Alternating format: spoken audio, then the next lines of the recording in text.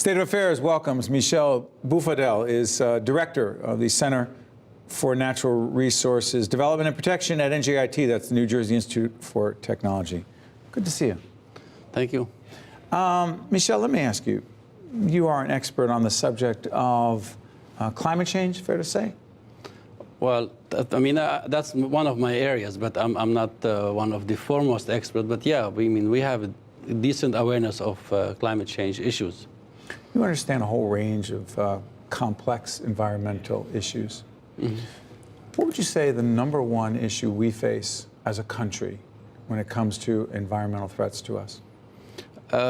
There's no doubt climate change is of major concern, not because it is of the acute impacts, but it is more about the overall large-scale impact on also on the economy. So it's not an issue of whether the water would be of high quality or not, which could be affected. But I think it is very important issue because it impacts the local economy at different regions. Like we know, definitely in New Jersey here, we would be affected by global climate change.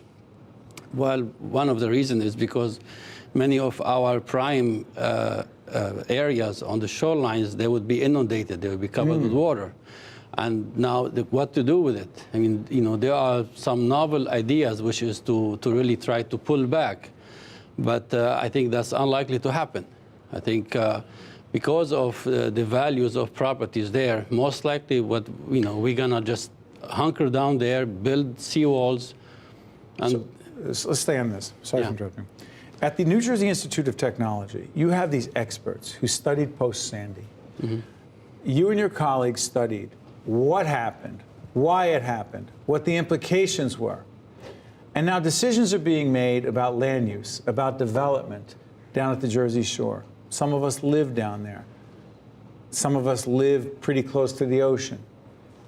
To what degree do you believe you and your experts and your colleagues at the New Jersey Institute of Technology are being asked, hey, what should we do? How close should we be to the ocean? How high should these homes be? Where should these businesses be? Or should we be much further back? Mm-hmm. And what about all this sand that we're pumping up and building up these dunes?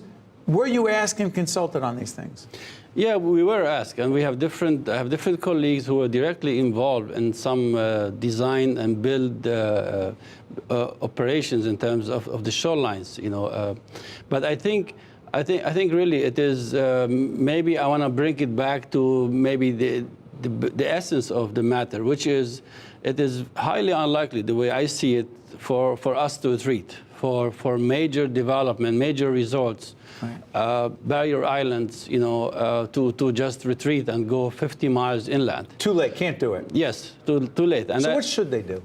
Well, I don't want to say that what they should do, but the way I see it is going to happen is that we're going to be building seawalls, raising the roads, raising the houses, and it's going to be little by little, just finding ways to adapt to this new situation.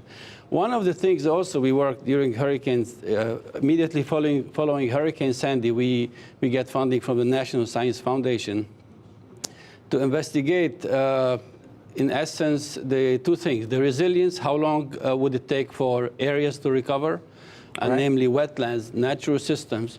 But I also wanted to investigate the mobilization of contaminants. That's right. And because in New Jersey, unfortunately, we have a lot of contaminated sites. Some of them they call Superfund sites. And what we found is that there are a lot of contaminants that they were next. The area that we investigated was next to a Superfund site, and then contaminants such as lead, antimony, copper, they get mobilized and then went into people's yards, people's houses. And the issue is not, so immediately after that, you could come and, just flush everything, excavate them. But I think the issue is, the long-term impact. Because why aren't we talking about this? Why is this not a big issue in the state legislature? Why is it not a big public policy issue? I'm not sure, because we pointed that out. We said that, you could have, there is the acute impact, but there's also the long-term impact. There are some chemical reactions that will take place. You could have some eventual air episode quality. So we are not sure at this moment. I think some of it also is related to funding. Well, how much funding can you put into infrastructure?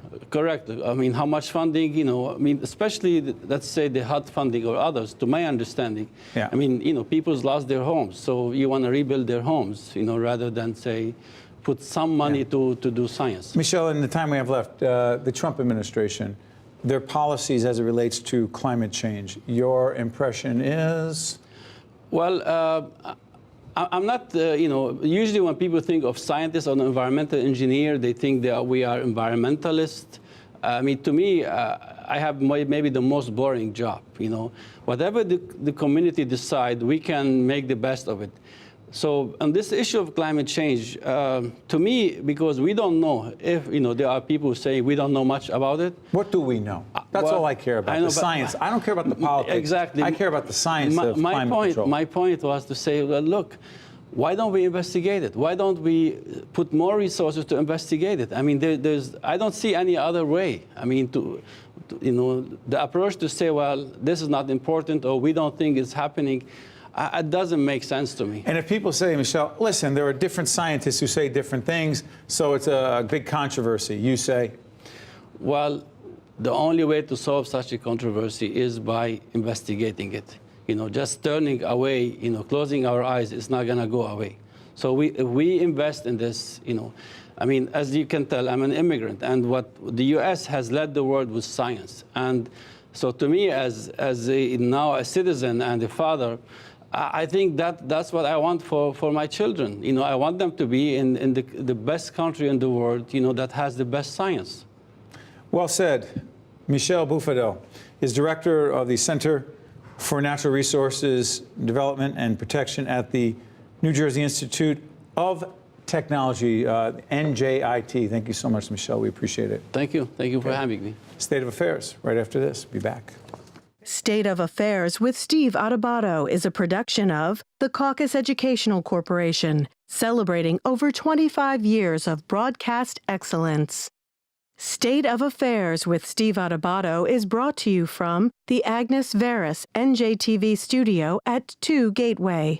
Funding has been provided by Summit MD Anderson Cancer Center, Delta Dental of New Jersey, Valley National Bank, Johnson & Johnson, New Jersey Resources, New Jersey Sharing Network, and by the North Ward Center.